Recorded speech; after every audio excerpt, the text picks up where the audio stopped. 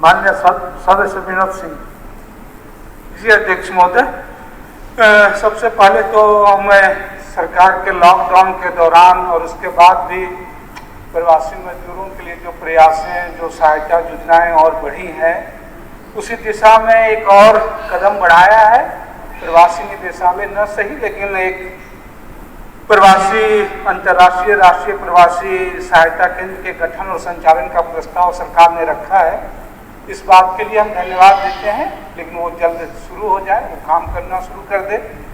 इसी के साथ ही साथ दूसरा जो हमारा कहना है, उसमें प्रवासी मजदूरों के संदर्भ में एक और जो योजना है, मैं लगातार देख रहा हूँ, बात भी हो रही है अधिकारियों से कि जो मजदूरों की दुर्घटना में मौत होती है, तो जो लाश उनकी लाने के, घायलों के लाने के लिए जो होती है, वो जिलों में कोई कंटीजेंसी राशि नहीं है और तुरंत लाभ नहीं मिल पाता है लोगों को। अपने ही अभी मैंने एक सप्ताह के दौरान भी 3-4 घटनाएं देखी तमाम जगहों पे। तो ये सरकार करे कि उन मजदूरों को जो है वो तुरंत उनके परिजनों को पैसा मिल जाए। सरकार उपायुक्त उसकी जिम्मेवारी लें। दूसरी चीज जो है, बिजली के संदर्भ में कहना चाहूँगा कि माननीय मुख्यमंत्री जी भी बार बार कह रहे थे कि लगातार ग्रिड और ये सब वगैरह से कि झारखंड में अब हम बिजली पहुँचा रहे हैं। तमाम सत्ता पक्ष के सदस्यों ने, माननीय सरफराज जी ने शुरुआत कही और ये कह रहे हैं कि भाई इसके पहले तो बिजली का तार गया था, कनेक्शन गया था। अब माननीय सदस्य, एक सभा की सहमति हो तो सभा की कार्रवाई समाप्त होने तक समय बढ़ाया जाए। जी अध्यक्ष महोदय, तो माननीय सरफराज जी ही कह रहे थे कि पहले तो बिजली का तार गया था, कनेक्शन गया था, सिर्फ बिल जा रहा था। बिजली तो अब जा रही है नए ग्रिड बनने से, सब स्टेशन से।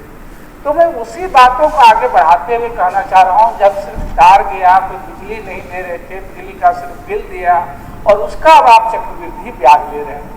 सरकार सदन में जवाब दे रही है कि हम समीक्षा कर रहे हैं, लेकिन आप ठीक कर रहे हैं, उल्टा कर रहे हैं। अभी केंद्र के साथ डीवीसी के मसले में आप कह रहे हैं कि जब हम रिव्यू कर रहे हैं तो आपको पैसा काटने का क्या हक था। बिल्कुल आपका पॉइंट है, लेकिन इसी पॉइंट के ठीक इसके विपरीत आप ग्रामीण उपभोक्ताओं के साथ कह रहे हैं। सदन में बात हो रही है मुकदमे नहीं होंगे, सदन में बात हो रही है कि फाइन नहीं लगेंगे।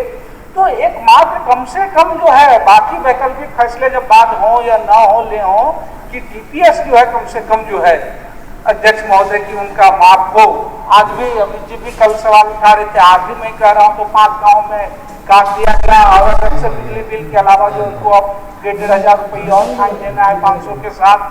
तो सरकार कम से कम इस पर डिसीजन ले और टीपीएस माफ करने में तो कोई उसमें जरूरत ही नहीं है, पहले भी सरकारों ने करती रही है अध्यक्ष महोदय।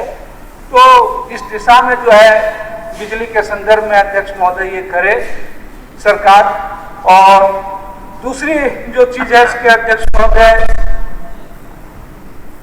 इस संदर्भ में जो मैं कहना चाह रहा हूं कि बिजली के संदर्भ में ही, विद्युत के संदर्भ में कि गिरिडीह जिले में अभी तो सरिया हुआ, जमुआ हाउस से ग्रिड सब स्टेशन से जो है वो बिजली तो आपूर्ति बढ़ी है, लेकिन अब चूंकि गर्मी आ रही है इसलिए उसमें अतिरिक्त जो 50 MVA ट्रांसफार्मर लग रहा था उसको 100 लगना था।